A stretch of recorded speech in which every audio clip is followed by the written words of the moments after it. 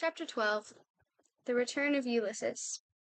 When it began to grow dark, the rat, with an air of excitement and mystery, summoned them back into the parlor, stood each of them up alongside of his little heap, and proceeded to dress them up for the coming expedition. He was very earnest and thorough-going about it, and the affair took quite a long time. First there was a belt to go round each animal, and then a sword to be stuck into each belt, and then a cutlass on the other side to balance it. Then a pair of pistols, a policeman's truncheon, several sets of handcuffs, some bandages and sticking plaster, and a flask and a sandwich case. The badger laughed good-humoredly and said, "All right, Ratty. It amuses you, and it doesn't hurt me. I'm going to do all I've got to do with this here stick." But the rat only said, "Please, Badger, you know I shouldn't like you to blame me afterwards and say I had forgotten anything." When all was quite ready, the badger took a dark lantern in one paw, grasped his great stick with the other, and said, "Now then, follow me. Mole first, 'cause I'm very pleased with him. Rat next, Toad last. And look here, Toady, don't you chatter so much as usual, or you'll be sent back as sure as fate." The toad was so anxious not to be left out that he took up the inferior position assigned to him without a murmur, and the animals set off. The badger led them along by the river for a little way, and then suddenly swung himself over the edge into a hole in the river bank, a little above the water. The mole and the rat followed silently, swinging themselves successfully into the hole as they had seen the badger do. But when it came to Toad's turn, of course he managed to slip and fall into the water with a loud splash and a squeal of alarm. He was hauled out by his friends, rubbed down and wrung out hastily, comforted, and set on his legs. But the badger was seriously angry, and told him that the very next time he made a fool of himself, he would most certainly be left behind. So at last they were in the secret passage, and the cutting-out expedition had really begun. It was cold and dark and damp and low and narrow, and poor Toad began to shiver, partly from dread of what might be before him, partly because he was wet through. The lantern was far ahead, and he could not help lagging behind a little in the darkness. Then he heard the rat call out warningly, "Come on, Toad!" And a terror seized him of being left behind alone in the darkness, and he came on with such a rush that he upset the rat into the mole, and the mole into the badger, and for a moment all was confusion. The badger thought they were being attacked from behind, and as there was no room to use a stick or a cutlass, drew a pistol and was on the point of putting a bullet into Toad. When he found out what had really happened, he was very angry indeed, and said, "Now this time that tiresome Toad shall be left behind." But Toad whimpered, and the other two promised that they would be answerable for his good conduct, and at last the badger was pacified, and the procession moved on. Only this time the rat brought up the rear, with a firm grip on the shoulder of Toad. So they groped and shuffled along, with their ears pricked up and their paws on their pistols, till at last the badger said, "We ought by now to be pretty nearly under the hall." Then suddenly they heard far away, as it might be, and yet apparently nearly over their heads, a confused murmur of sound, as if people were shouting and cheering and stamping on the floor and hammering on tables. The toad's nervous terrors all returned, but the badger only remarked placidly, "They are going it, the weasels." The passage now began to slope upwards. They groped onward a little further, and then the noise broke out again, quite distinct this time, and very close above them. "Oorray, oorray, oorray, oorray!" they heard, and the stamping of little feet on the floor, and the clinking of glasses as little fists pounded on the table. "What a time they're having!" said the badger. "Come on!" They hurried along the passage till it came to a full stop, and they found themselves standing under the trap-door that led up into the butler's pantry. Such a tremendous noise was going on in the banqueting hall that there was little danger of their being overheard. The badger said, "Now, boys, all together," and the four of them put their shoulders to the trap-door and heaved it back. Hoisting each other up, they found themselves standing in the pantry with only a door between them and the banqueting hall, where their unconscious enemies were carousing. The noise as they emerged from the passage was simply deafening. At last, as the cheering and hammering slowly subsided, a voice could be made out, saying, "Well, I do not propose to detain you much longer." Great applause. "But before I resume my seat," renewed cheering, "I should like to say one word about our kind host, Mr. Toad. We all know Toad." Great laughter. Good Toad, modest Toad, honest Toad, shrieks of merriment. Only just let me get at him, muttered Toad, grinding his teeth. Hold hard a minute, said the Badger, restraining him with difficulty. Get ready, all of you. Let me sing you a little song, went on the voice, which I have composed on the subject of Toad. Prolonged applause.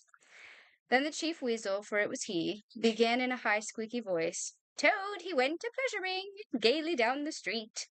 The Badger drew himself up, took a firm grip of his stick with both paws, glanced round at his comrades, and cried, The hour is come! Follow me! And flung the door open wide. My, what a squealing and a squeaking and a screeching filled the air. I'm so sorry.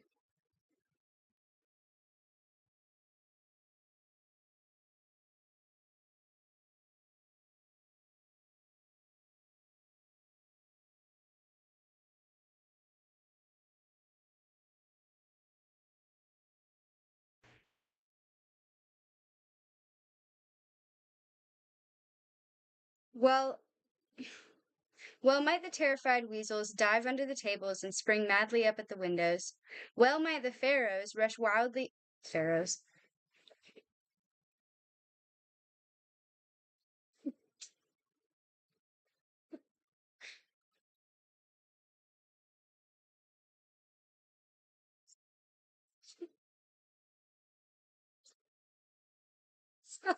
Funny.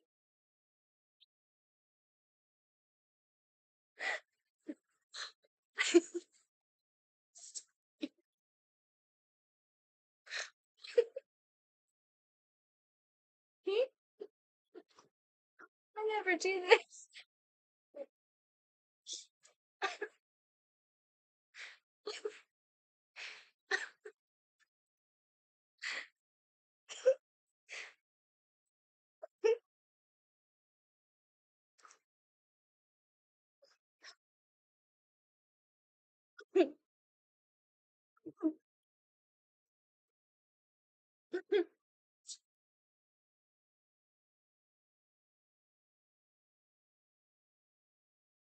Okay.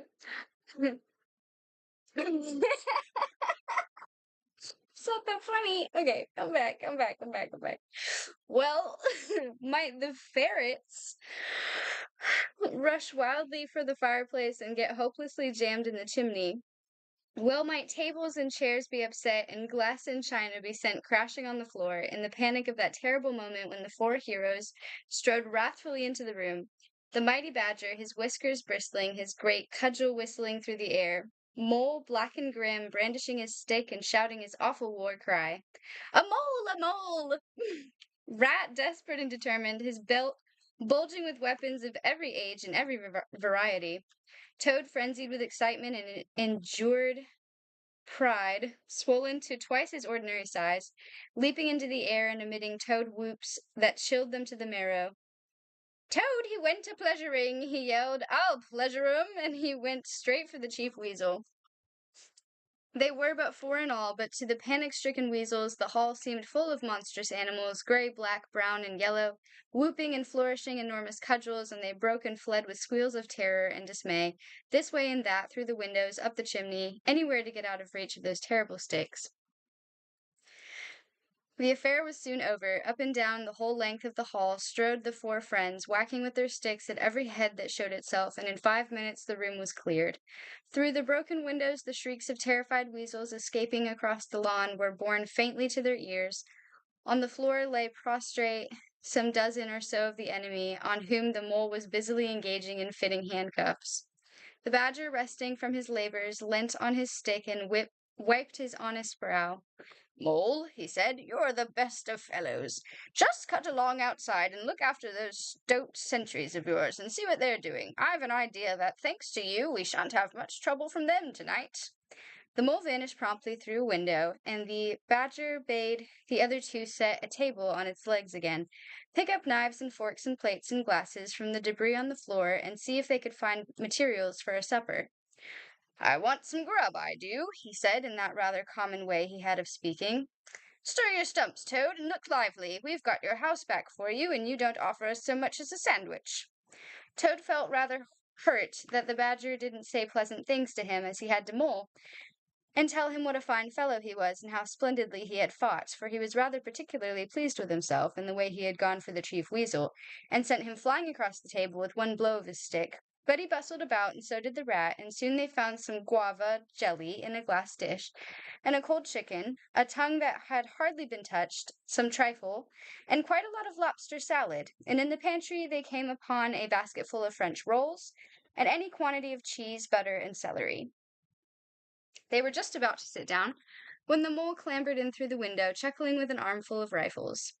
"It's all over," he reported. "From what I can make out, as soon as the stoats, who were very nervous and jumpy already, heard the shrieks and the yells and the uproar inside the hall, some of them threw down their rifles and fled. The others stood fast for a bit, but when the weasels came rushing out upon them, they thought they were betrayed. And the stoats grappled with the weasels, and the weasels fought to get away, and they wrestled and wiggled and punched each other and rolled over and over, till most of them rolled into the river. They've all disappeared by now, one way or another, and I've got their rifles, so that's all right." "Excellent and deserving animal," said the badger, his mouth full of chicken and trifle. "Now there's just one more thing I want you to do, Mole, before you sit down to your supper along of us. And I wouldn't trouble you, only I know I can trust you to see a thing done, and I wish I could say the same of everyone I know. I'd send Rat if he wasn't a poet. I want you to take those fellows on the floor there upstairs with you, and have some bedrooms cleaned out and tidied up and made really comfortable. See that they sweep under the beds and put clean sheets and pillowcases on, and turn down one corner of the bedclothes, just as you know it ought to be done, and have a can of hot water and clean towels and fresh cakes of soap put in each room, and then you can give them a licking apiece, if it's any satisfaction to you, and then put out by the back door, and we shan't see any more of them, I fancy. And then come along and have some of this cold tongue. It's first rate. I'm very pleased with you, Mole." The good-natured mole picked up a stick, formed his prisoners up in a line on the floor, gave them the order, "Quick march!" and led his squad off to the upper floor. After a time he appeared again, smiling, and said that every room was ready and as clean as a new pin. "And I didn't have to lick them either," he added. "I thought on the whole they had had licking enough for one night. And the weasels, when I put the point to them, quite agreed with me and said they wouldn't think of troubling me. They were very penitent, and said they were extremely sorry for what they had done, but it was all the fault of the chief weasel and the stoats, and if ever they could do anything for us at any time to make up, we had only got to mention it. So I gave them a roll apiece, and let them out at the back, and off they ran as hard as they could." Then the mole pulled up his chair to the table and pitched into the cold tongue, and Toad, like the gentleman he was, put all his jealousy from him, and said heartily, "Thank you kindly, dear Mole, for all your pains and trouble tonight, and especially for your cleverness this morning." The badger was pleased at that, and said, There spoke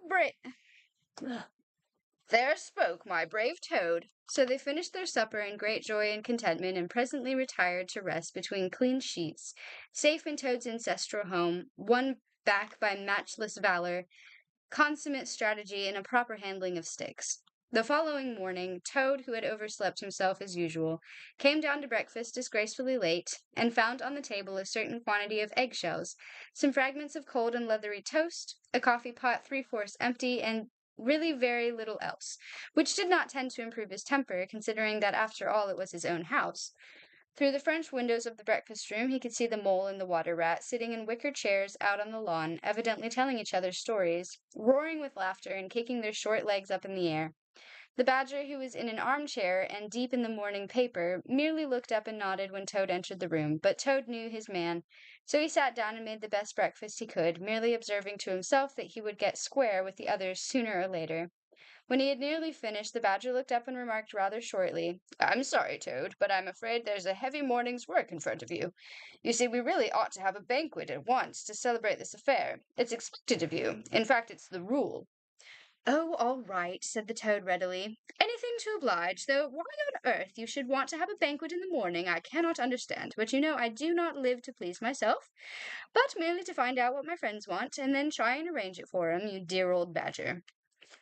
"Don't pretend to be stupider than you really are," replied the badger crossly, "and don't chuckle and splutter in your coffee while you're talking. It's not manners. What I mean is, The banquet will be at night, of course, but the invitations will have to be written and got off at once, and you've got to write 'em. Now sit down at that table, there's stacks of letter paper on it, with Toad Hall at the top in blue and gold, and write invitations to all our friends, and if you stick to it, we shall get them out before luncheon, and I'll bear a hand, too, and take my share of the burden. I'll order the banquet. What? Cried Toad, dismayed. Me stop indoors and write a lot of rotten letters on a jolly morning like this, when I want to go round my property and set everything and everybody to rights and swagger about and enjoy myself? Certainly not. I'll see you. Stop a minute, though. Why, of course, dear Badger. What is my pleasure or convenience compared with that of others? You wish it done, and it shall be done. Go, Badger, order the banquet, order what you like, then join our young friends outside in their innocent mirth. Oblivious of me and my cares and toils, I sacrifice this fair morning on the altar of duty and friendship. The Badger looked at him very suspiciously, but Toad's frank, open countenance made it difficult to suggest any unworthy motive in this change of attitude. He quitted the room accordingly in the direction of the kitchen, and as soon as the door had closed behind him, Toad hurried to the writing table. A fine idea had occurred to him while he was talking. He would write the invitations, and he would take care to mention the leading part he had taken in the fight, and how he had laid the chief weasel flat, and he would hint at his adventures and what a career of triumph he had to tell about. And on the fly-leaf he would give a sort of program of entertainment for the evening, something like this, as he sketched it out in his hand. Speech by Toad. There will be other speeches by Toad during the evening. Address by Toad. Synopsis: our prison system, the waterways of old England, horse dealing and how to deal, property, its rights and its duties, back to the land, a typical English squire. Song by Toad, composed by himself. Other compositions by Toad will be sung in the course of the evening by the composer.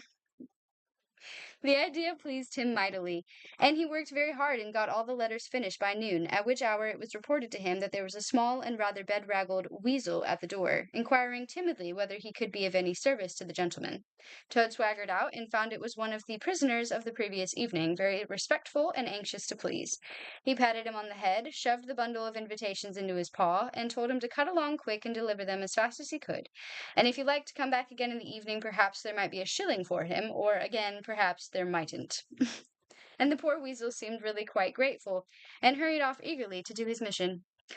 When the other animals came back to luncheon, very boisterous and breezy after a morning on the river, the mole whose conscience had been pricking him looked doubtfully at Toad, expecting to find him sulky or depressed.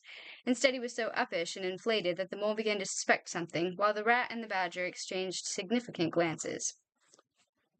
As soon as the meal was over, Toad thrust his paws deep into his trouser pockets, remarked casually, "Well, look at yourselves, you fellows. As for anything you want," and was swaggering off in the direction of the garden, where he wanted to think out an idea or two for his coming speeches, when the rat caught him by the arm. Toad rather suspected what he was after, and did his best to get away, but when the badger took him firmly by the other arm, he began to see that the game was up. The two animals conducted him between them into the small smoking room that opened out of the entrance hall, shut the door, and put him into a chair. Then they both stood in front of him, while Toad sat silent and regarded them with much suspicion and ill humor. "Now look here, Toad," said the rat, "it's about this banquet, and very sorry I am to have to speak to you like this, but we want you to understand clearly once and for all that there are going to be no speeches and no songs. Try and grasp the fact that on this occasion we're not arguing with you, we're just telling you." Toad saw that he was trapped. They understood him, they saw through him, they had got ahead of him. His pleasant dream was shattered. "Mayn't I sing just one little song for them?" he pleaded piteously. "No, not one little song," replied the rat firmly, though his heart bled as he noticed the trembling lip of the poor disappointed Toad. "It's no good, Toady. You know well that your songs are all conceit and boasting and vanity, and your speeches are all self-praise and, well, and gross exaggeration, and gas," put in the badger in his common way. "It's for your own good, Toady," went on the rat.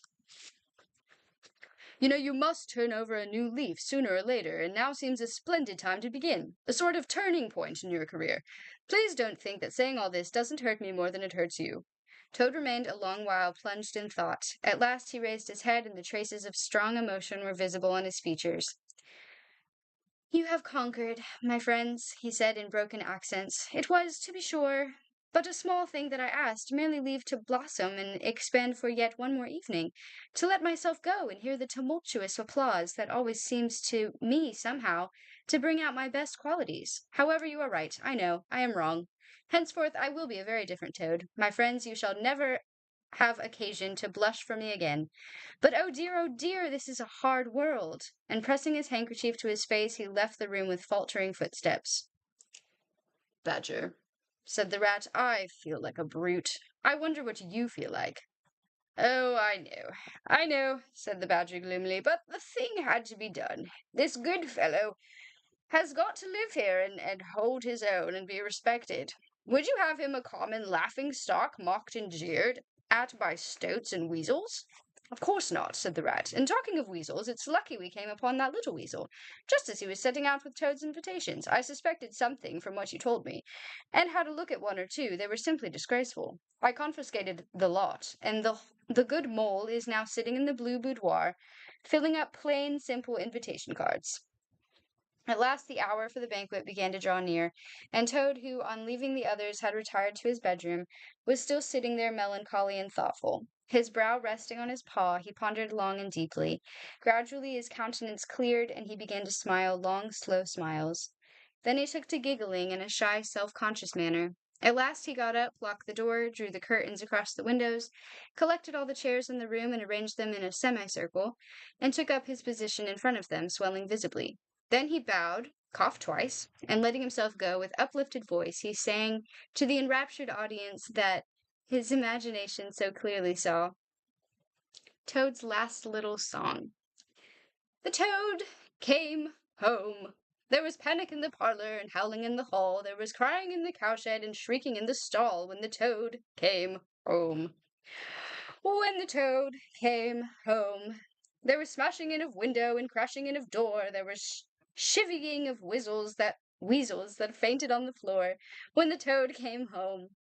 Bang go the drums, the trumpeters are tooting, and the soldiers are saluting, and the cannon they are shooting, and the motor cars are hooting as the hero comes. Shout hooray, and let each of the crowd try and shout it very loud, in honor of an animal of whom you're justly proud, for it's Toad's great day. He sang this very loud with great unction and expression, and when he had done, he sang it all over again. Then he heaved a deep sigh, a long, long, long sigh. Then he dipped his hairbrush in the water jug, parted his hair in the middle, and plastered it down very straight and sleek on each side of his face, and, unlocking the door, went quietly down the stairs to greet his guests, who he knew must be assembling in the drawing-room. All the animals cheered when he entered and crowded round to congratulate him and say nice things about his courage and his cleverness and his fighting qualities, but Toad only smiled faintly and murmured, "Not at all," or sometimes for a change, "On the contrary." Otter, who was standing on the hearth-rug, described to the admiring circle of friends exactly how he would have managed things had he been there, came forward with a shout, threw his arm round Toad's neck, and tried to take him round the room in triumphal progress. But Toad, in a mild way, was rather snubby to him, remarking gently as he disengaged himself, "Badger's was the mastermind. The mole and water rat bore the brunt of the fighting. I merely served in the ranks and did little or nothing." The animals were evidently puzzled and taken aback by this unexpected attitude of his, and Toad felt, as he moved from one guest to the other, making his modest responses, that he was an object of absorbing interest to everyone. The Badger had ordered everything of the best, and the banquet was a great success. There was much talking and laughter and chaff among the animals, but through it all Toad, who of course was in the chair, looked down his nose and murmured pleasant nothings to the animals on either side of him. At intervals he stole a glance at the Badger and the Rat, and always when he looked they were staring at each other with their mouths open, and this gave him the greatest satisfaction. Some of the younger and livelier animals, as the evening wore on, got whispering to each other that things were not so amusing as they used to be in the good old days, and there were some knockings on the table and cries of "Toad's speech! Speech from Toad! Song! Mr. Toad's song!" But Toad only shook his hand gently, raised one paw in the mild protest, and by pressing delicacies on his guests, by topical small talk and by earnest inquiries after members of their families, not yet old enough to appear at social functions, managed to convey to them that this dinner was being run on strictly conventional lines. He was indeed an altered toad. After this climax, the four animals continued to lead their lives, so rudely broken in upon by civil war, in great joy and contentment, undisturbed by further risings or invasions. Toad, after due consultation with his friends, selected a handsome gold chain and locket set with pearls, which he dispatched to the Gowler's daughter with a letter that even the Badger admitted to be modest, grateful, and appreciative, and the engine driver, in his turn, was properly thanked and compensated for all his pains and trouble. Under severe compulsion from the Badger, even the barge woman was, with some trouble, sought out, and the value of her horse discreetly made good to her. Though Toad kicked terribly at this, holding himself to be an instrument of fate, sent to punish fat women with mottled arms who couldn't tell a real gentleman when they saw one. The amount involved, it was true, was not very burdensome, the gypsy's valuation being admitted by local assessors to be approximately correct. Sometimes in the course of long summer evenings, the friends would take a stroll together in the wild wood, now successfully tamed so far as they were concerned, and it was pleasing to see how respectfully they were all greeted by the inhabitants, and how the mother weasels would bring their young ones to the mouths of their holes and say, pointing, "Look, baby! There goes the great Mr. Toad, and that's the gallant water rat, a terrible fighter, walking along of him.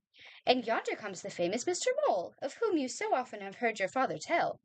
But when their infants were fractious and quite beyond control, they would quiet them by telling them if they didn't hush them and not fret them, the terrible gray Badger would up and get them.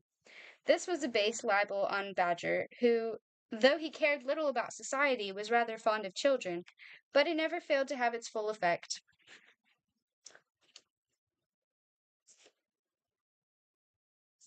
The end. Thanks for listening. That ended so, abruptly. I wasn't ready. But good ending. Good book. We're done with the book. That was really good. Sorry, I don't usually I don't want to say break character. I don't usually, interrupt my reading. That one, that one stutter really made me laugh a lot. What did I even say? I think I said, I remember. Anyway, I'm glad you liked it. Yeah. So next week we're starting a new book. I'm excited. I have an itch. Anyway, I tried, so there was a point. Hold on. Yeah, there was a point where, so today I'm so sorry, I can't start a sentence. Finish a sentence. Today I tried to go live on both TikTok and YouTube, and I don't know, it didn't work. So, I started the live on TikTok, but my camera, I don't like TikTok. I'm sorry. I thought there was a way, there might be still. I just don't know how to do it, but I thought there was a way to go live on both through OBS. And OBS is great. We love OBS. Studios, not Streamlabs. But no, I had to use OBS for YouTube and TikTok Live Studio for TikTok. TikTok Live Studio so far is not impressing me. It's very slow. It doesn't register. It takes a whole 5 seconds to register what you just clicked, basically. It was not it At first it couldn't find my camera and microphone. And then it finally did, but when I went to go click go live, it didn't have my camera or microphone anymore. And so I saw an option to pause my stream, so I clicked that. Anyway, if you go back and watch the beginning of this stream, I'm sitting there trying to figure out TikTok before I started reading the chapter. Anyway, I tried to click pause. Took way too long to register, so I just went back over here and started the chapter. So then I like stopped the chapter for a second in the middle there just to go back and check it. It didn't pause the live. It just said, "Are you sure you want to pause?" So I had to say, like, I just quit it. Like I totally just closed it out. But I was on there for 5 minutes with no camera. Well, that's not even it. It's worse. The camera was like frozen.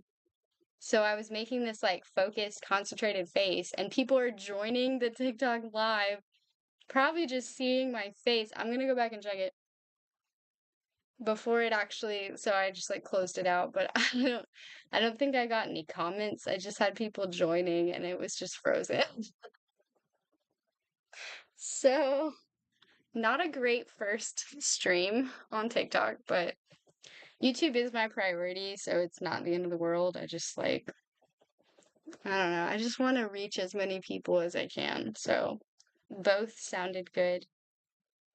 Yeah, I don't know. Like it's really lame. OBS and YouTube are really quick to register and respond. Like it doesn't really lag. Okay. TikTok TikTok Live Studio is so slow. And it like I don't know, there's some issue with it and my camera. It does not like my camera. So anyway, I'll try again, I guess.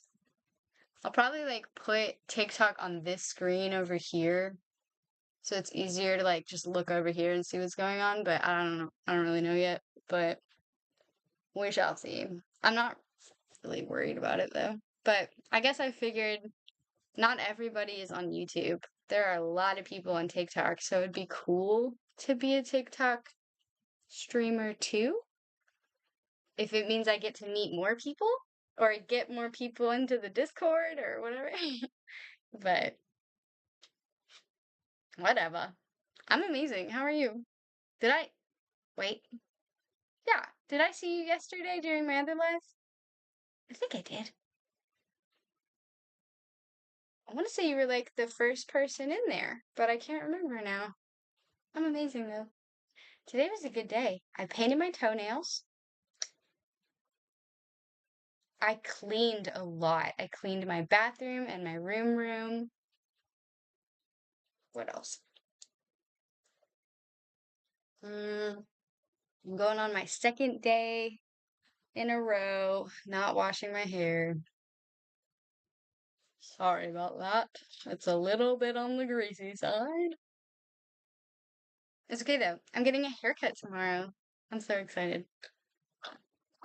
I decided I'm gonna, because I'm going to this like thing after my haircut.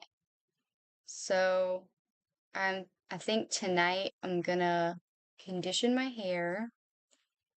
Because I don't use conditioner every day. I do like leave-in conditioner and sleep with it in my hair every now and then I wash it the next day. So since I've gone 2 days without washing it, I think we're gonna condition it after this.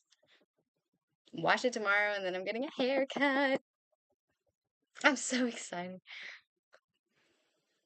I'm so nervous. I'm just like so scared it's gonna look terrible on me. I've had this hair for like a long time. So, you're getting a haircut today? Is it just like a trim, or are you like going for a whole different look? Anyway, it's scary. Change is so, like, I love change, but I'm also like, what if it's not a change that I like? Because I don't know, I have so much hair, and I'm just used to it looking like this. So it's like, plus, I don't style my hair, I just brush it. So I don't know how to I don't want to use like a straightener or a curling iron or a blow hair dryer. I don't want to anyway, but I don't know how to. So I I'm hoping the haircut I'm getting isn't gonna make me like need to know how to style my hair because I just don't want to. We have successfully not done any heat damage. Wait, not put my hair through any heat damage, so I don't want to start. So, yeah. Anyway, enough about my hair. I'll see you guys next time I see you guys. I'll have different hair. I don't know. Do you think I should, I just said enough about my hair. Do you think I should post it once I get the haircut, or should I like wait and have it be a surprise next time you like see me on YouTube? What do you think? I'm changing my hairstyle, but I'm scared what it's gonna look like because my hair is like character from Vampire Diaries. Oh, wait, what? Like right now, you look like a character from Vampire Diaries? What style are you going for? I've never seen Vampire Diaries, but I think my sister was like obsessed with it, so that's probably a cute style. I'm just getting like layers and I'm doing it shorter, like significantly shorter. It's pretty much, where is it? No, it's not quite to my butt yet, but it's like, mm, sorry. It ends like past the middle of my back. Yeah, it goes down, it's pretty far. So we're going pretty short, not pretty short, we're just going shorter. Oh, I'm so nervous. Okay, I'm gonna stop talking about it. I just can't stop thinking about it. Like 10 years ago, I cut my hair really, really, really, really short. Like I got mistaken for a boy a lot. Um, that was before I had curves 10 years ago. Wow. I was a late bloomer, so 17-year-old me with a boy cut is what it was called, and a hard part. Yeah, everybody, not everybody, people thought it was a boy all the time. But that was like 10 years ago. It got really short, and my hair grows really slow. So it took about 9, 10 years to get this long again. Hair is like what character? You haven't even said the character. You just said Vampire Diaries. I'm just gonna look up Vampire Diaries haircut. Ah, that's cute. That's cute. It's cute cut. So what do you, yes. What do you go, what are you changing to though? What style? I'm curious. Hmm.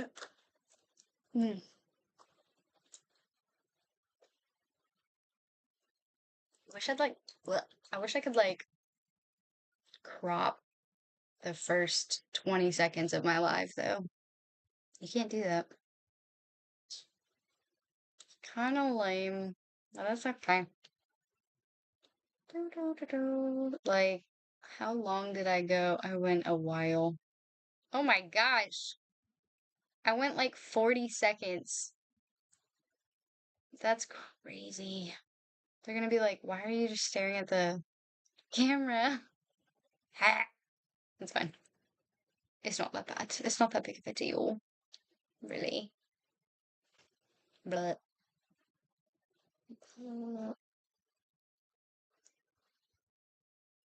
where am I? Oh, never mind. Tomorrow's Friday. I'm so happy. I gotta figure out what to wear to this thing tomorrow. Hmm.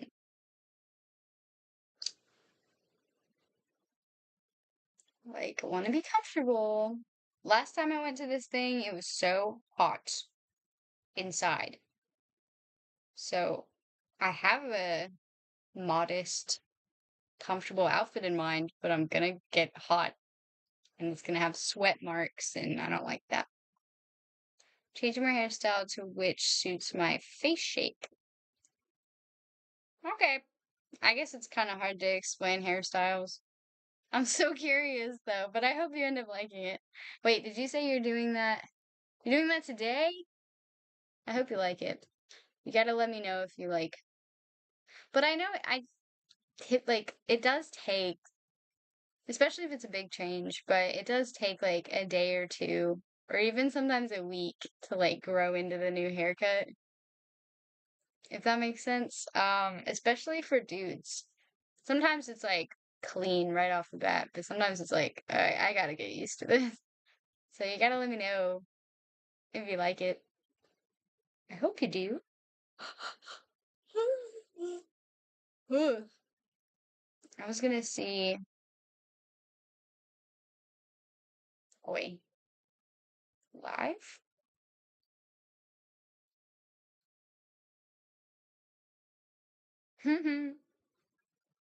It's just kind of rough.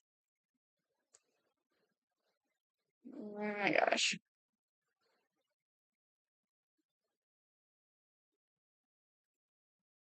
How long was I on there for? 7 minutes. I was on there with a frozen screen. That's awesome. I love that. But also, like, I don't even know if I should be doing this because my computer, I'm not tech savvy. Okay. I need like a tech person or something. I don't know how you get one of those, but I need one because I don't know if like my computer is the type that can even handle OBS, TikTok Studio, and YouTube all at once like that. It should be able to. I don't know how to check that, and I can't really afford to ruin my computer. So, I don't know. But basically, I was thinking that because I was only on there for 7 minutes, I guess, and my computer got so loud. Like it's like running too much or something. And I was like, let me just like, that's why I paused the chapter because I was like, let me exit out of TikTok to like calm my computer down in case you guys can't even hear me. It was really loud.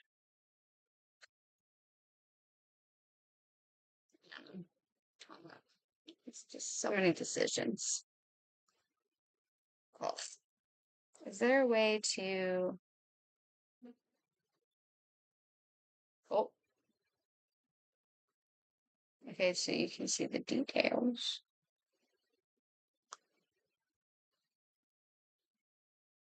Ooh.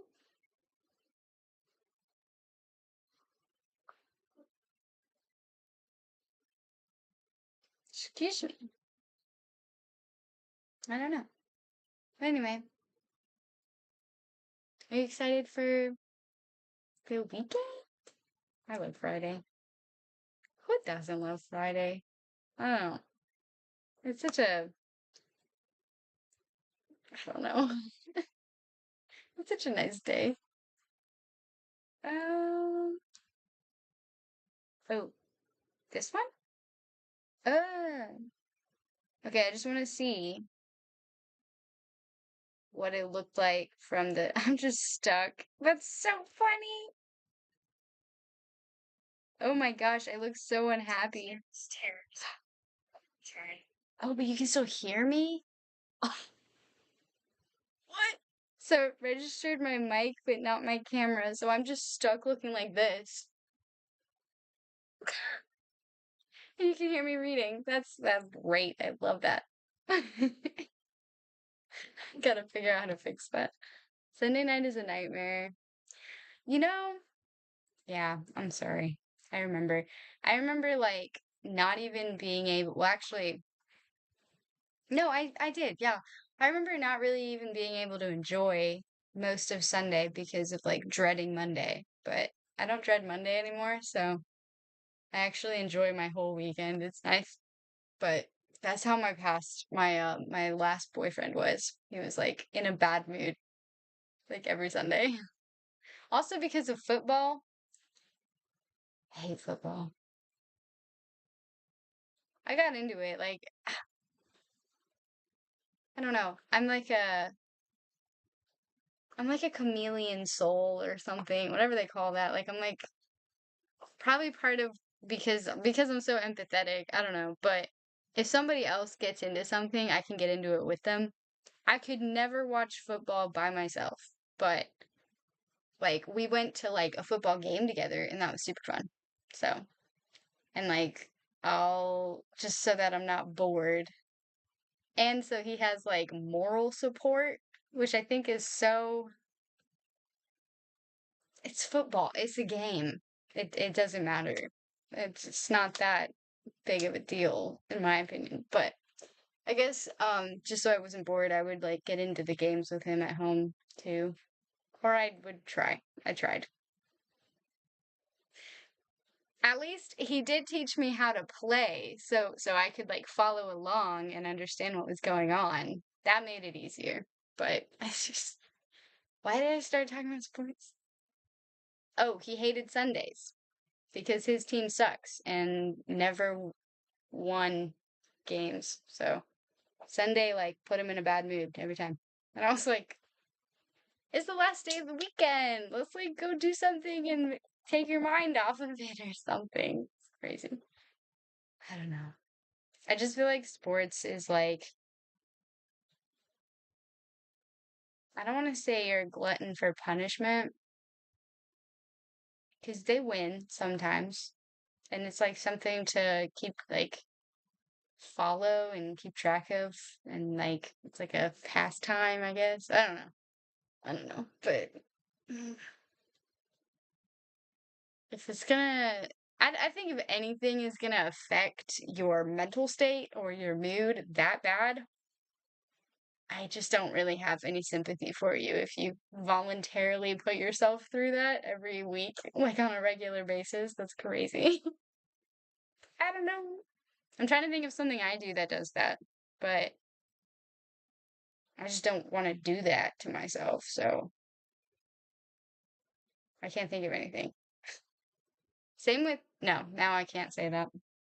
I would say same with video games, but I do think I would have a limit. If I ever played a video game that just hit the limit for me of with frustration, I would just stop.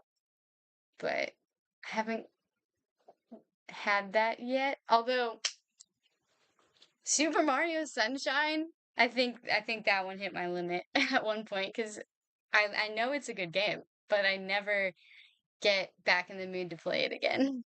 The last time I played it was in like 2018 or 19 and I was so mad. So I was like, yeah, I need to put this down. I need to stop. But I know it's a great game. Ugh. I just love it when people agree with me on that. I'm not the only one. Anyway, I'm talking a lot.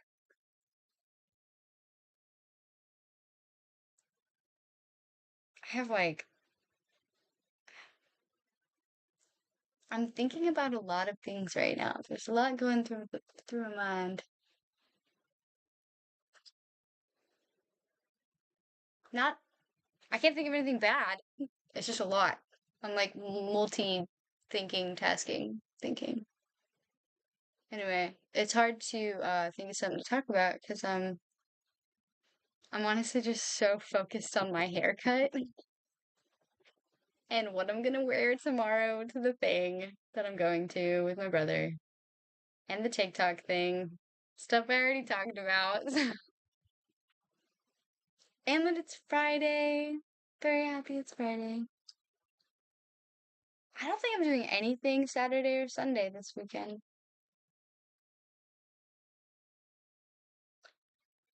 I mean, I haven't done anything the past few weekends. I do the same thing. I just go see my family, which is amazing. So I'm good.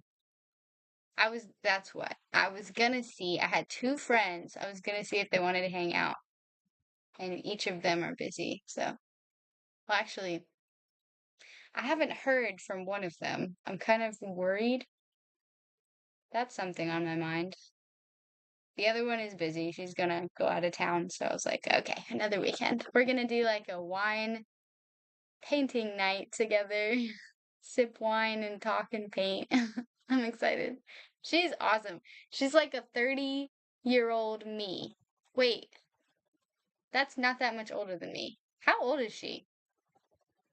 I don't know. I'm gonna go ahead and say, I hope she doesn't watch these.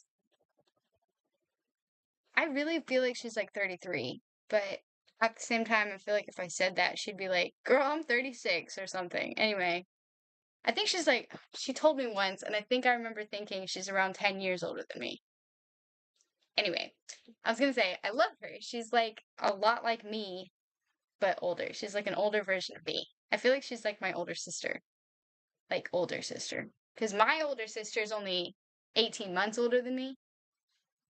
So I feel like she's like, if I had a way older sister, it'd be her. She's a lot like we're like really similar as people. Anyway, we're gonna hang out when she's not out of town, and I'm excited because she's awesome. But I have quite a few older friends, like lady friends. Like I have one friend, Tina. She's my mom's age, or I think she might be older.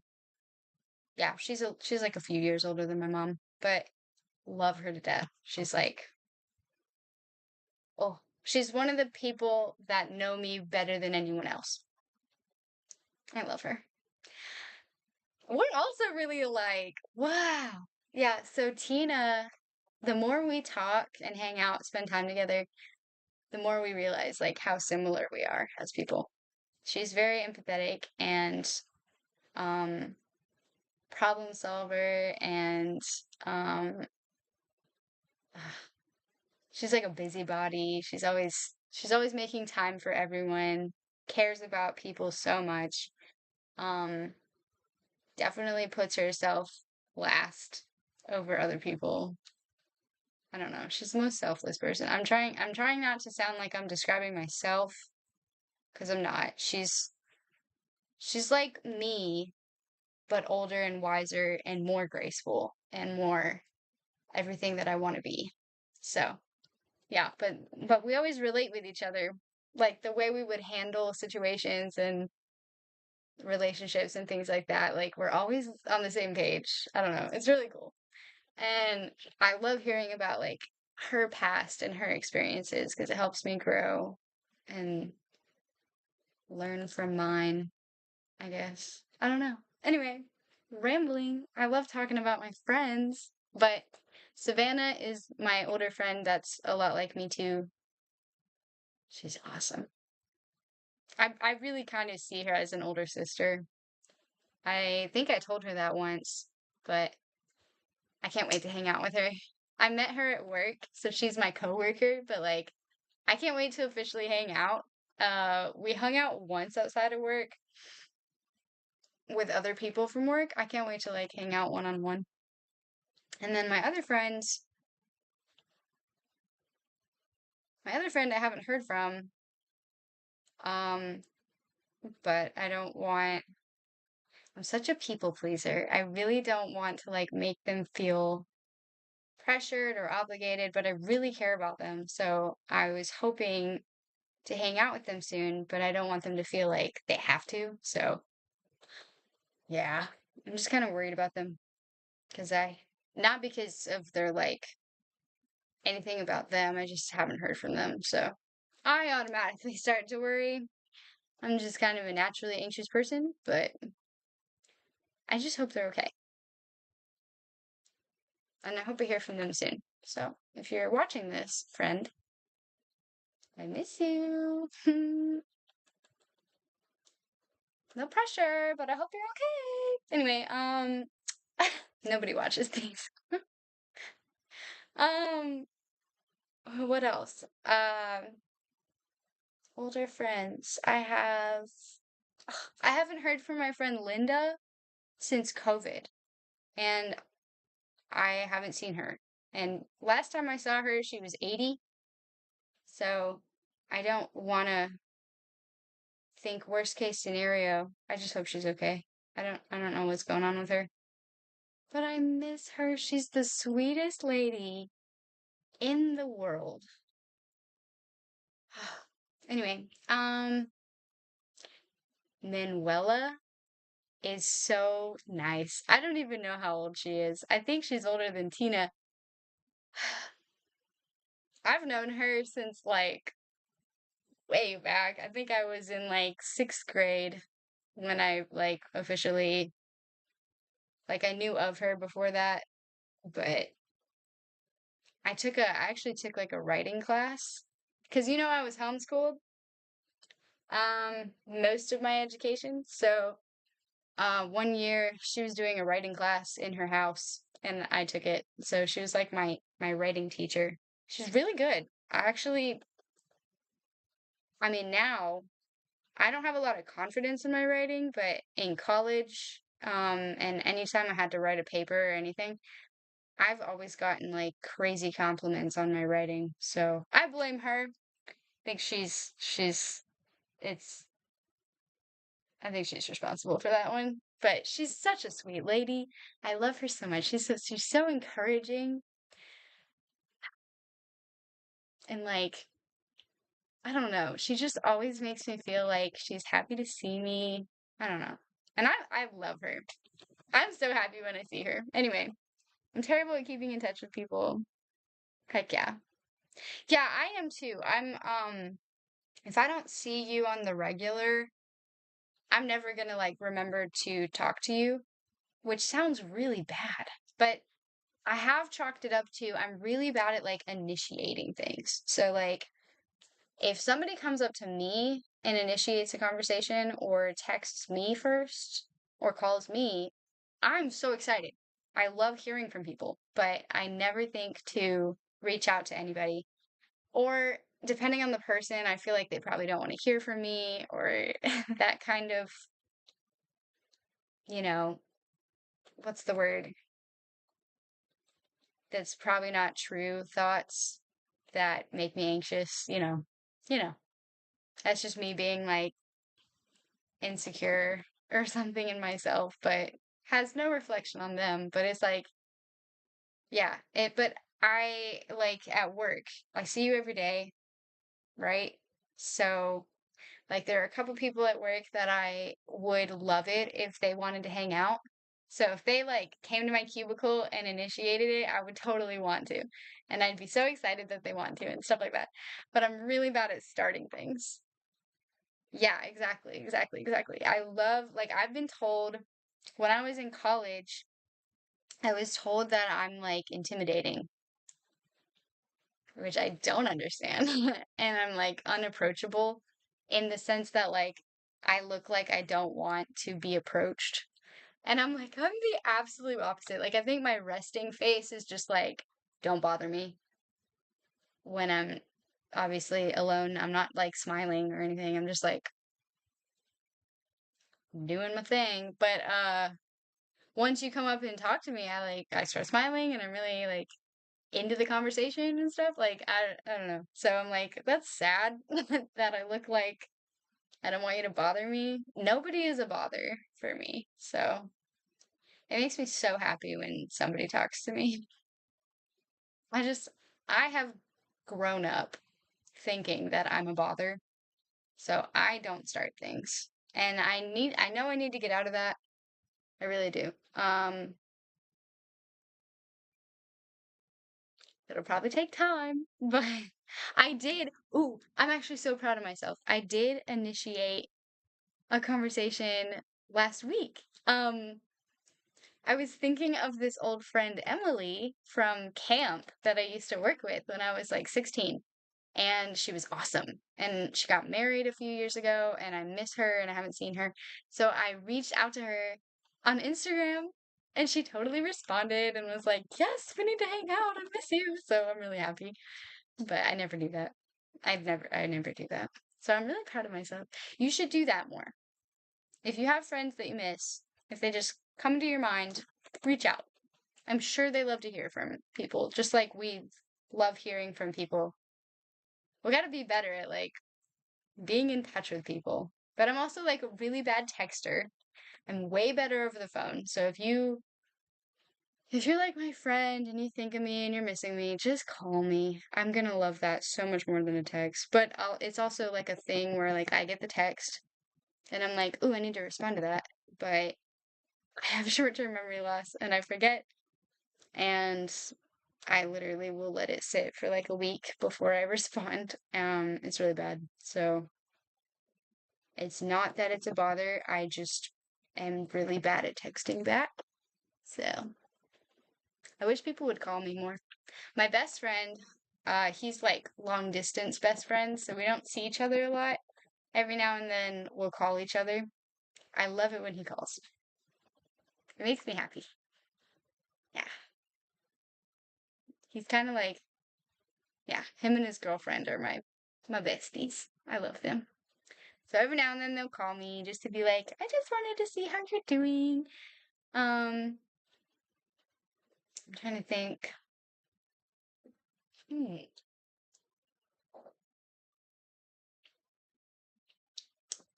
Who could I call? I don't really have a lot of friends. I have a lot of like, oh, I haven't talked to them in years kind of friends, but not consistent. We hang out regularly and talk regularly friends. I don't really have any. My really good friend, I'm not gonna say their name, but we text every day. It's just recently gotten quite dry, so I've been giving them a little more space, I think. Don't think too much about what you're going to send, otherwise you'll lose your courage. Just say hi and let the rest happen. Yeah. Hi, I was thinking of you. How are you? That's enough, honestly. And I've had people do that with me too. Just like, hi, you came to my mind the other day. I just like wanted to see how you're doing. Hope you're good, stuff like that. And it does make me happy. It just depends on who it's coming from. Yeah, just be yourself. Hi, gamer. What's up? Today was rough. No, today was great. But okay. Also, I'm going on my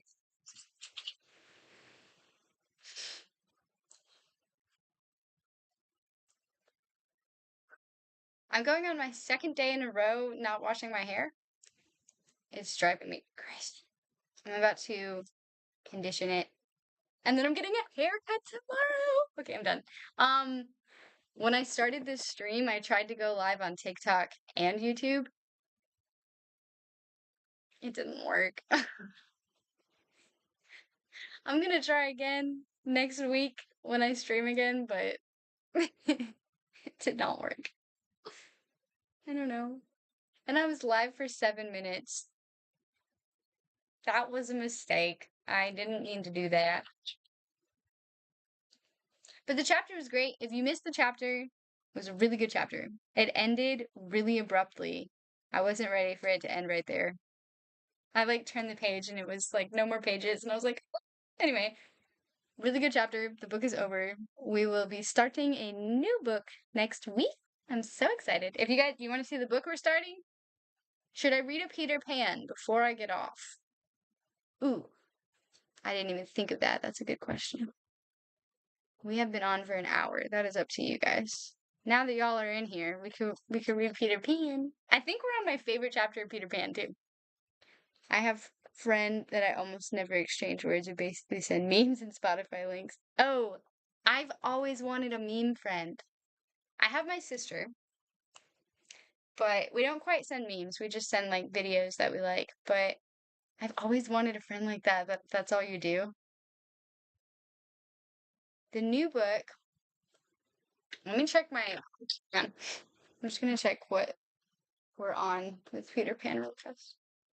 Peter Pan. Oh my gosh. Oh my gosh. Oh, it's not my favorite chapter, but it is a really good chapter. And it's a super short chapter. You guys want to read it really fast? Okay. In case you didn't know, Peter Pan is my favorite book in the universe. So I'm down if you are. But the next book we're starting next week is a movie and a show. The show is better. It's wonderful. And I know what it's about, how it's going to end, and I don't know. My sister just read it and she thinks the book is even better than the show. So, yeah. So I want to read it because of like I already know what I'm getting myself into, but I think it'll be a great book. So, it's called I borrowed it from my sister, and she's so protective of her books that we had to put it in a container so the pages don't get bent. So I have to be very careful while I'm reading it because it's like really nice. But it's called One Day. This is like the show cover. I don't usually like it when they do that, but I like this one. So it's called One Day, and it's really, really, really good. And they did make a movie for it with Anne Hathaway, which was good. But now that I've seen this is so much better. So if you want to watch it and spoil it for yourself, do it. But it is really good, and I would recommend not doing that. I think the book is going to make all the feelings that the show gave me even stronger. So I'm just going to leave that there. That's what we're reading next week. I'm so freaking excited. And I did make sure to ask her, like, I hope there's no sex scenes. I really don't want to read through sex scenes. So books are usually better. I agree. All right, I'm going to read Peter Pan since nobody answered, and you also love Peter Pan, and it's wonderful, and it's like a 3-page chapter, so let's do it. Really fast. Also, I'm so happy you guys are here. But no, the other book did end really good. It was a good chapter. Wait, are we on... Oh, I have 2 bookmarks. This book is not in good condition. I've had this book since I was like 15 or 16. This is like an 11-year-old book. And I've read it like 7 or 8 times. Never read The Wind in the Willows, but the name remembered. Yeah. The Cotton video game series? What is that? Wait. I'm so curious. Oh, Buffy. Oh, yay. Sweet. Cotton video game. It's about a little witch that loves... Oh, that's cool. Wait, hold on. Cotton. Wait. Aw. I like it. Oh, I like it. That looks cool. I want to play. Dude, I want to play. I'm gonna add that to my list. I don't know how what to play that on, but I'm down. Jarrett, how the heck are you? Hi. We're about to start at Peter Pan. So, 1 second. I'm like, do I put my hair up? Nah. Nah. Okay. This one is chapter 7. It's called The Home Under the Ground. Ooh, sweet. I'll add it to my list. Okay, chapter 7, The Home Under the Ground. One of the first things Peter did next day was to measure Wendy and John and Michael for hollow trees. Hook, you remember, had sneered at the boys for thinking they needed a tree apiece, but this was ignorance. For unless your tree fitted you, it was difficult to go up and down, and no 2 of the boys were quite the same size. Once you fitted, you drew in your breath at the top, and down you went at exactly the right speed, while to ascend you drew in and let out alternately, and so wiggled up. Of course, when you have mastered the action, you are able to do these things without thinking of them, and then nothing can be more graceful. But you simply must fit, and Peter measures you for your tree as carefully as for a suit of clothes. But the only difference being that the clothes are made to fit you, while you have to be made to fit the tree. Usually it is done quite easily, as by your wearing too many garments or too few. But if you are bumpy in awkward places, or the only available tree is an odd shape, Peter does some things to you, and after that you fit. Once you fit, great care must be taken to go on fitting, and this, as Wendy was to discover to her delight, keeps a whole family in perfect condition. Oh, thank you. I loved him. I want to get more. Anyway. Wendy and Michael fitted their trees at the first try, but John had to be altered a little. After a few days' practice, they could go up and down as gaily as buckets in a well, and how ardently they grew to love their home under the ground, especially Wendy. It consisted of one large room, as all houses should do, with a floor in which you could dig if you wanted to go fishing, and in this floor grew stout mushrooms of a charming color, which were used as stools. A never tree tried hard to grow in the center of the room, but every morning they sawed the trunk through, level with the floor. By tea time, it was always about 2 feet high, and then they put a door on top of it, the whole thus becoming a table. As soon as they cleared away, they sawed off the trunk again, and thus there was more room to play. There was an enormous fireplace, which was in almost any part of the room where you cared to light it, and across this Wendy stretched strings made of fiber, from which she suspended her washing. The bed was tilted against the wall by day, and let down at 6:30, when it filled nearly half the room, and all the boys slept in it except Michael, lying like sardines in a tin. There was a strict rule against turning round until one gave the signal, when all turned at once. Michael should have used it also, but Wendy would have a baby, and he was the littlest, and you know what women are, and the short and the long of it is that he was hung up in a basket. It was rough and simple, and not unlike what baby bears would have made of an underground house in the same circumstances. But there was one recess in the wall, no larger than a bird cage, which was the private apartment of Tinker Bell. It could be shut off from the rest of the home by a tiny curtain, which Tink, who was the most fastidious, always kept drawn when dressing or undressing. No woman, however large, could have had a more exquisite boudoir and bedchamber combined. The couch, as she always called it, was a genuine Queen Mab with club legs, and she varied the bedspreads according to what fruit blossom was in season. Her mirror was a Puss in Boots, of which there are now only 3, unchipped, known to the fairy dealers. The washstand was pie crust and reversible. The chest of drawers, an authentic Charming the Sixth, and the carpet and rugs of the early period of Marjorie and Robin. There was a chandelier from Tiddlywinks for the look of the thing, but of course she lit the residence herself. Tink was very contemptuous of the rest of the house, as indeed was perhaps inevitable, and her chamber, though beautiful, looked rather conceited, having the appearance of a nose permanently turned up. I suppose it was all especially entrancing to Wendy because those rampageous boys of hers gave her so much to do. Really, there were whole weeks when, except perhaps with a stocking in the evening, she was never above ground. The cooking, I can tell you, kept her nose to the pot, and even if there was nothing in it, even though there was no pot, she had to keep watching that it came a boil just the same. You never exactly knew whether there would be a real meal or just a make-believe. It all depended upon Peter's whim. He could eat, really eat, if it was part of a game, but he could not stodge just to feel stodgy, which is what most children like better than anything else. The next best thing being to talk about it. Make-believe was so real to him that during a meal of it, you could see him getting rounder. Of course it was trying, but you simply had to follow his lead, and if you could prove to him that you were getting loose for your tree, he let you stodge. Wendy's favorite time for sewing and darning was after they had all gone to bed. Then, as she expressed it, she had a breathing time for herself, and she occupied it in making new things for them, and putting double pieces on the knees, for they were almost frightfully hard on their knees. When she sat down to a basketful of their stockings, every heel with a hole in it, she would fling up her arms and exclaim, "Oh, dear! I am sure I sometimes think spinsters are to be envied." Her face beamed when she exclaimed this. You remember about her pet wolf. Well, it very soon discovered that she had come to the island and found her out, and they just ran into each other's arms. After that, it followed her about everywhere. As time wore on, did she think about much the beloved parents she had left behind her? This is a difficult question because it is quite impossible to say how time does wear on in the Neverland, where it is calculated by moons and suns, and there are ever so many more of them than on the mainland.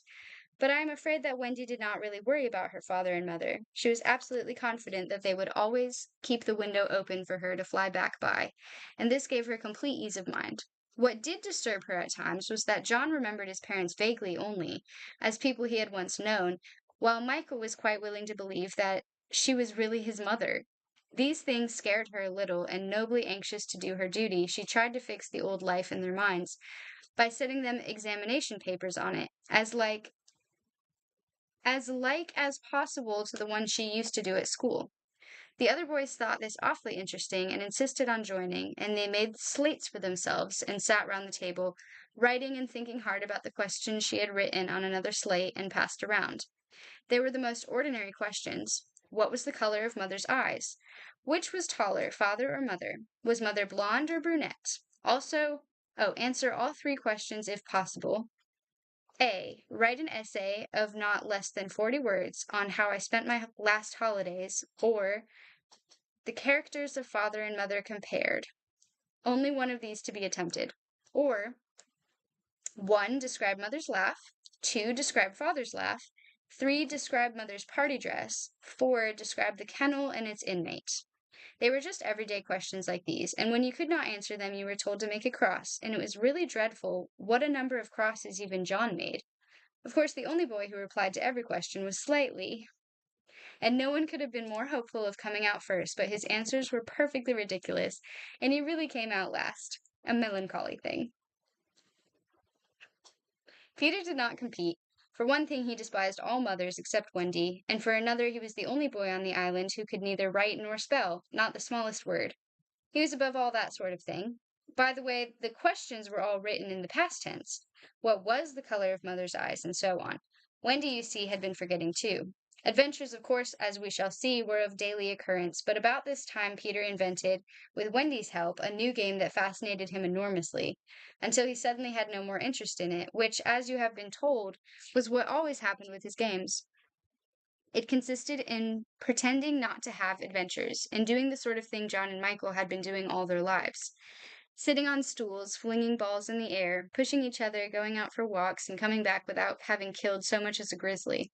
To see Peter doing nothing on a stool was a great sight. He could not help looking solemn at such times. To sit still seemed to him such a comic thing to do.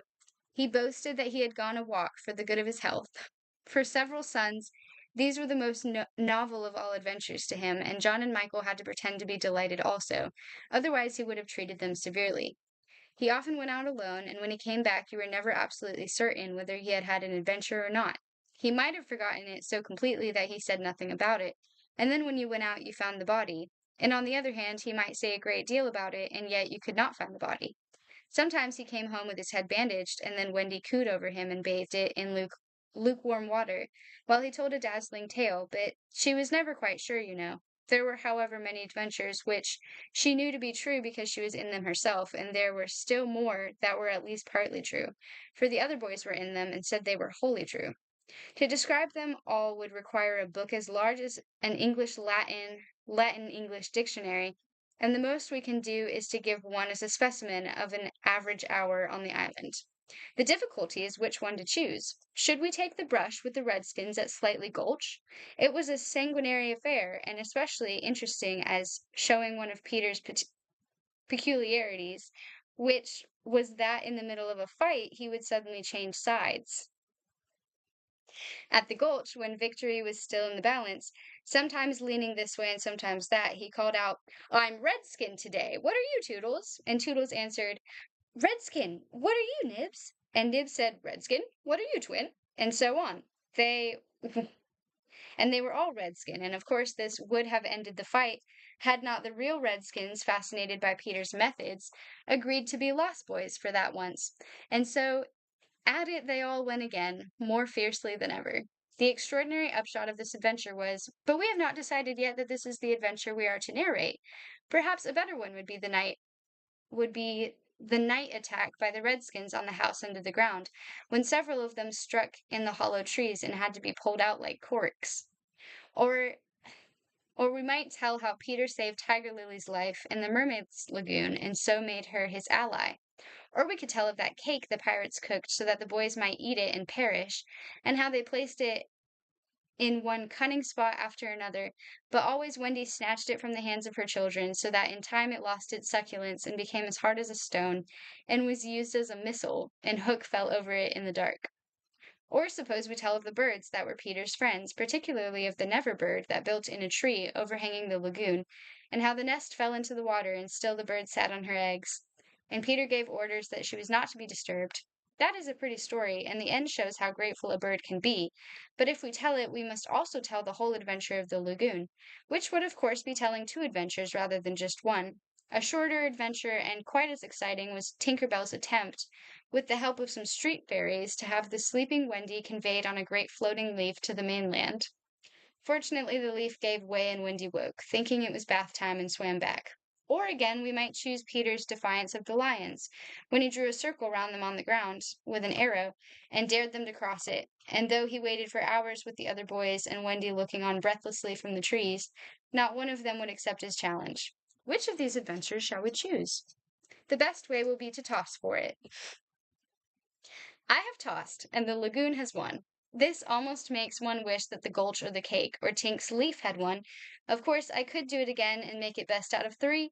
However, perhaps fairest to stick to the lagoon. The end. Thanks for listening. I think it's so funny. But the next chapter is my favorite. The Mermaid's Lagoon, I think, is the best chapter. And it's the most fun to read out loud, actually. So we'll go just that. This one's over. Bye. It's such a good book. I'm so glad we read it. Now we need to read The Willows in Winter. I think. Hold on. I'm glad you liked it. I did. The one on yeah, dude, Wraith with the wood burning.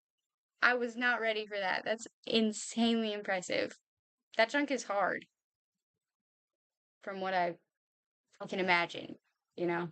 I've never tried it. It's gotta be hard. That's awesome. Oh, is The Willows in Winter a book? Yes. Oh, we need to read that. Let's take a break from The Willows, but we should come back and read the Willows in Winter next. I grew up on the VHS, but there is a book, so we should read that. Yay. I just love how he like interrupts himself mid-sentence, like he's like he like gets carried away and starts to tell the story, and he's like, "Wait, we haven't even decided we're gonna tell that story yet." And then he's like, "I suppose we should just toss for it like a coin." And he's like, "I have tossed, and this story is what we're gonna tell." It's so funny. I just really like it. It always makes me happy. He's a good writer. He's such a weird guy. He like never grew up. It's very interesting. I read about the author and he's genuinely like Peter Pan. It's so interesting. If you haven't seen Finding Neverland, that is a really good movie. It's like about the author of Peter Pan. I think they did good. It always makes me cry, so I like it. And it's got people that I don't know the name. I know it's got Johnny Depp and Kate Winslet, but it's got that kid that I don't know the name of. I think his name is Freddie. He plays Charlie in The Chocolate Factory. And like The Good Doctor and I don't know, that actor. Spiderwick Chronicles. I used to love Spiderwick Chronicles. Oh my gosh.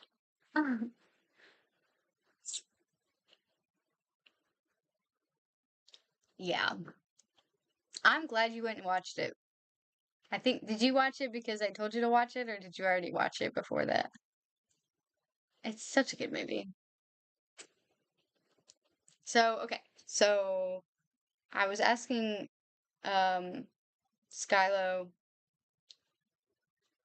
basically, I'm getting a haircut tomorrow. Do you guys think I should post it in the Discord right after, or should I just keep it a surprise until you see me again on here?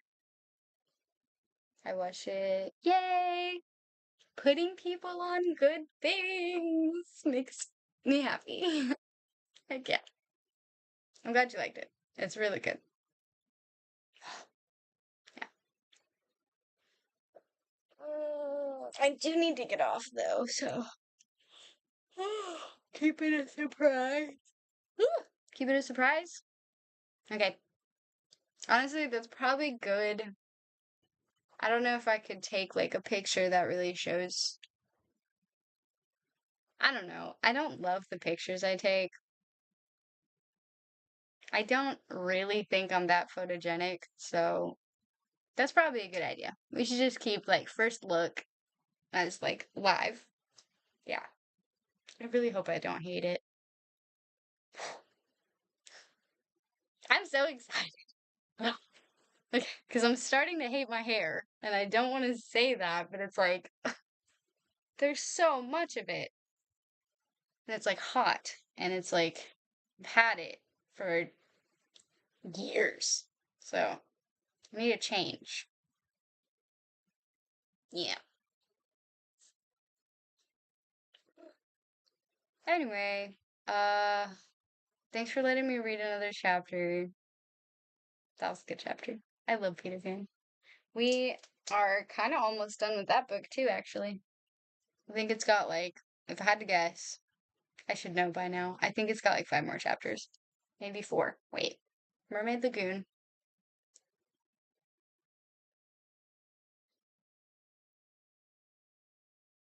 What comes after Mermaid Lagoon? It's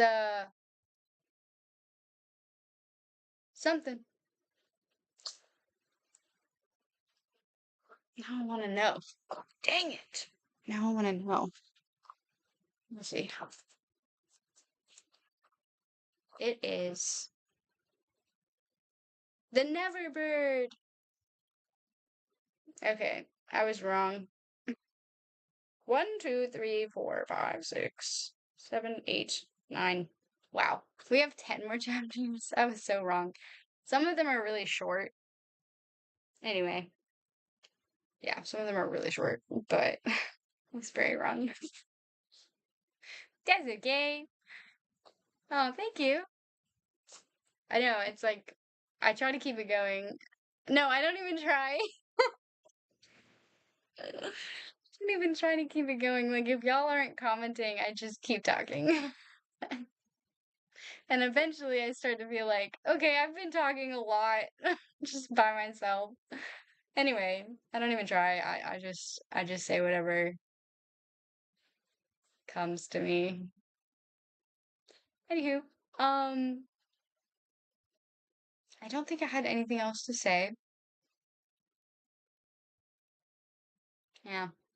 We were talking about like, okay, if you are like me and you're not good at initiating conversations or reaching out to people that you want to, just do it. That's what we were talking about. I'm trying to get better at not feeling like I'm bothering people, being more confident and like if they come to your brain, if they come to your mind, they're in your heart, you're thinking about them, just reach out. Just do it. And worst case, they don't respond, you know? No big. So, whatever. In best case, they do respond and they're like, oh, I miss you too. We should hang out. And that's really nice. So, yeah, I encourage everyone to just, it's so hard to put yourself out there, but it is rewarding. So, yeah. But only when it's, like, I'm not going to put myself out there for someone that doesn't really feel worth it or deserve it or something. But I have a few people from my past that I haven't seen in a while that I actually do miss. So, anyway, I did reach out to one and they totally want to hang out, and I'm so happy. So, I have another regular weekend ahead of me, but hopefully soon I get to hang out with people. I don't know. I'm like craving human interaction. So I love you guys. You guys are awesome, actually, because I don't have a lot of friends. So I do get human interaction from my family. I spend every weekend with my family. It's amazing. Um, but I don't know. I just kind of was hoping for more people, more conversations to have with people that I don't know as well. I love, it's like kind of addicting. I love getting to know people. Like, I don't know you very well is my favorite interactions because you're like every conversation you're learning more about each other and I just love that. So, I love you guys. We're always having like really good conversations. Yesterday's stream we had really good conversations. I love that. So, I might be craving it in person, face to face right now, but I at least have you guys for that. So, makes me happy. But yeah, I have 3 friends that have said they want to hang out. We just have to like do it. So, That would be cool. We'll see. Yeah. Anyway, I'm so bad at ending streams. Cool. I think I'm gonna get off.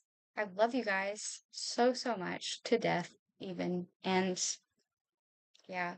I will see you next week. I'll see you for Wednesday. I'll see you Wednesday for my next gaming stream. I'll have shorter hair. And what else? I think that was it. Yeah, I'm not gonna be on tomorrow, so unless everything I'm planning tomorrow falls through, I'll let you know on my Discord. If you are not on my Discord, that's where I be posting updates. So, and we just hang out. It'd be cool. We can hang out when I'm not live there. But anyway, hope you're gonna love your thank you. I hope you love your new haircut too, Skyla. You don't have to show me. I just really hope you like it. But yeah, I'll see you guys Wednesday. I hope you have wonderful weekends. Stay safe. And I love you. Thanks for watching or listening to the chapters, hanging out with me.